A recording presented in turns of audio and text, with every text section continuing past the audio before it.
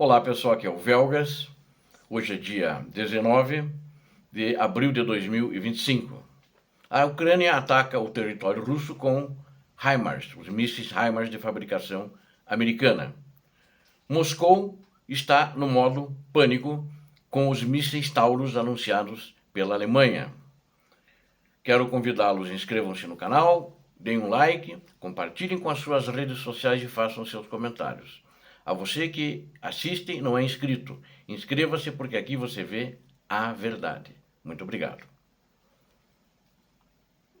Ataques em território russo estão fazendo com bombas dos mísseis de fabricação americana HIMARS, a bomba GBU-39.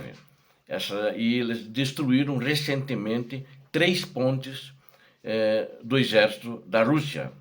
E o exército da Ucrânia está começando a lançar mais ataques em território russo com essas bombas também, bombas aéreas americanas com aviação. Não vou falar sobre isso, que eu já falei ontem, né?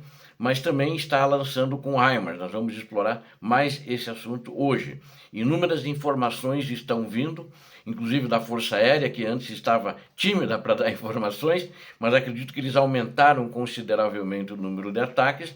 Por causa disso, eles estão anunciando também. E agora os mísseis HIMARS, que também devem ter recebido bastante munição desse último lote ainda do governo anterior americano, que já tinha aprovado no Congresso. Então eles estão, vamos dizer assim, atingindo os russos com alta precisão, tanto por ar como com os mísseis HIMARS em terra, e também com os Storm Shadows, que são equivalentes ao HIMARS, e também ao Scalp. O míssil Scalp é igual ao Storm Shadow, que os franceses chamam Scalp, mas eles fabricam numa joint venture. Os que vão para a França chamam Scalp, os que vão para a Inglaterra chamam Storm Shadow. E são compatíveis com os mísseis americanos dos HIMARS. Então eles estão atacando intensamente com esses material bélico, né? Curiosamente, os próprios soldados russos, eles filmaram um vídeo e postaram o vídeo sobre a região de Kursk, onde esses mísseis HIMARS destruíram 3 pontões, né, que era usado, colocado por batalhões de engenharia da Rússia, e eles estavam sendo usados para transportar logística, tanques de guerra.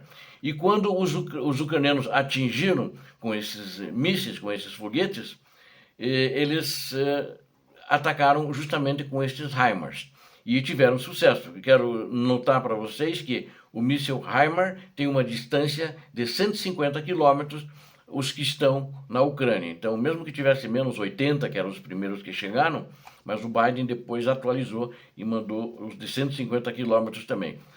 Então eles estão atingindo, não é em profundidade muito grande, mas ali próximo à linha de frente, na logística. Então eles destruíram, nessa explosão, alguns veículos blindados afundaram, era um momento de travessia por cima desses pontões. Tanques de guerra afundaram também, foi perdido porque eles acertaram justamente no que estava passando nos pontões, nesses 3 pontões. E é lógico que as tripulações desses veículos blindados morreram, né? Eles não sobreviveram porque estavam dentro daquela camada de blindagem, daquela armadura que eles têm, e eles afundaram e ainda foram atingidos pelos foguetes. Então eles naufragaram e pereceram aí nessa travessia que eles estavam fazendo. Essas 3 pontes estavam sobre o rio Seym e Psel. Seym é C-E-Y-M e o Psel é P-S-E-L. Então, nessa região, na região de Kursk. E eles fizeram bombardeios com essas bombas e foram destruídos, né? Não é o primeiro ataque em território russo com os HIMARS, eles fizeram, já quando entraram em Kursk, eles já usaram esses foguetes HIMARS e que são de fabricação americana, então, e a Ucrânia está usando eles em muita escala. E a aviação ucraniana também já atingiu ali na região de Kursk com as suas bombas GBU, né? E também essas outras instalações, inclusive quartéis generais já divulgados, né? E os HIMARS, segundo o exército ucraniano, conclui que o trabalho deles é muito certeiro e está atingindo resultados. Vocês notem, faz tempo que eu não falo sobre os HIMARS, então quem há mais tempo está assistindo os vídeos, vocês notem que os HIMARS têm uma certeira um tiro certeiro, um tiro certeiro de meio metro.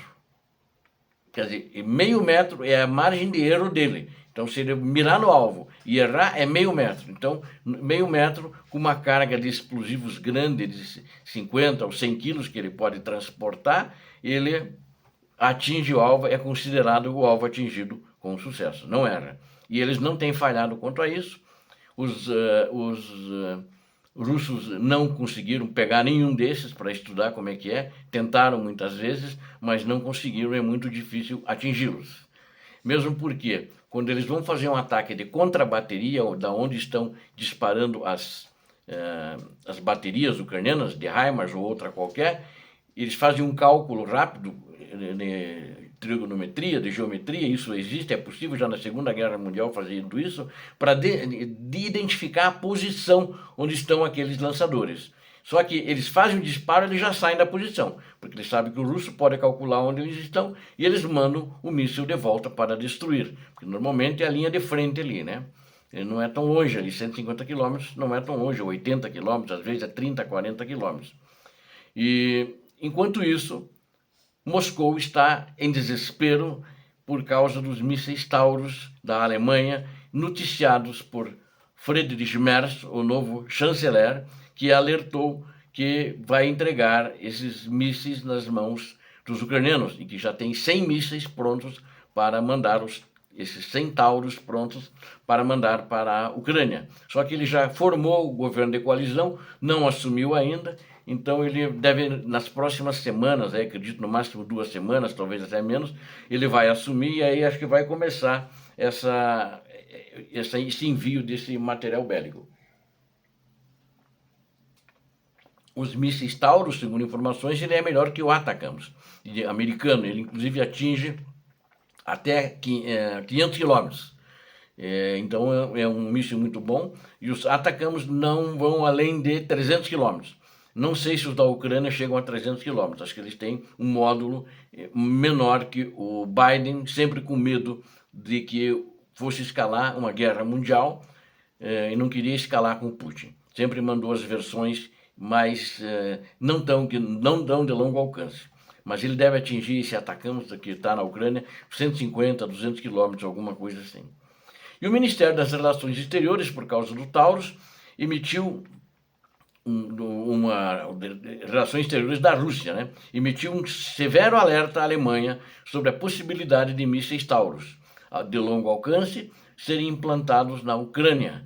Eles já tinham feito através do ditador russo, que fez um comentário sobre isso negativo, e também sobre o porta-voz do ditador russo. Agora fala a porta-voz do Ministério de Relações Exteriores da Rússia, a senhora Maria Zakharova, que afirmou que a Rússia trataria os ataques com mísseis Taurus contra sua infraestrutura crítica de transporte, como envolvimento direto da Alemanha no conflito ucraniano. O líder da União Democrata, CDU, que é quem vai assumir o governo, Friedrich Merz, deveria estar ciente, diz ela, de que qualquer ataque a instalações russas usando mísseis Taurus significaria a entrada, ela citou novamente e repetiu isso, da Alemanha no conflito para lutar por Kiev, disse a Maria Zakharova. Acho que o líder da CDU deveria estar ciente, é claro, que ele tem que entregar, e ele já falou isso publicamente, antes de anunciar que ia entregar os mísseis, que ele precisa, que é o fronte da guerra contra a Europa está na Ucrânia. Então eles têm que fazer a Rússia ser derrotada ou desistir e recuar. Então eu acredito que é apenas palavras no vazio para marcar posição que o Ministério de Relações Exteriores da Rússia falou. Enquanto isso, ontem, 124 confrontos no teatro de operações, os mais consistentes, os maiores, mais intensos, aconteceram na região de Pokrovsk. Na região de Pokrovsk aconteceram 46 investidas dos russos, todas repelidas. Ou seja, no teatro de operações, de uma maneira geral, não há alteração dos russos avançarem. Eles avançam, mas recuam porque perdem equipamento, perdem material. Então não vou comentar muito sobre o teatro de operações hoje, apenas que em Chasiv-Yar, né, eles avançaram naquela região ali 4 vezes e não conseguiram nada, nenhum resultado, tiveram baixas, perderam material, né? E o mais quente é em Pokrovsk, mas com essa tática que eles estão usando, já conhecida há mais de um ano da Ucrânia, eles estão indo para o matadouro. Putin está mandando a sua tropa para o matadouro, essa é a realidade. E também na região de Toretsk, que era Chatoretsk aqui. Então, 21 confrontos, subiu em relação a ontem bastante. Mas também todos eles recuaram. Eles, acho que enquanto não mudar a estratégia, o problema deles é que eles não têm blindado, mas na região de Pokrovsk ainda tem alguma coisa, mas andar em coluna, um atrás do outro, bonitinho, só em dia de parada militar, né? E, porque vai ser atingido pelos drones da Ucrânia, pela artilharia, por foguetes, seja lá o que vier pela frente. Então não adianta pegar assim. Obrigado a vocês que assistiram esse vídeo, conto com vocês, inscrevam-se no canal, deem um like, compartilhem com suas redes sociais e façam seus comentários. A você que não é inscrito, reitero mais uma vez, inscreva-se, porque aqui você viu a verdade. Deus abençoe vocês, Deus abençoe a Ucrânia, Deus abençoe o Brasil. Paz e bem, paz para toda a humanidade.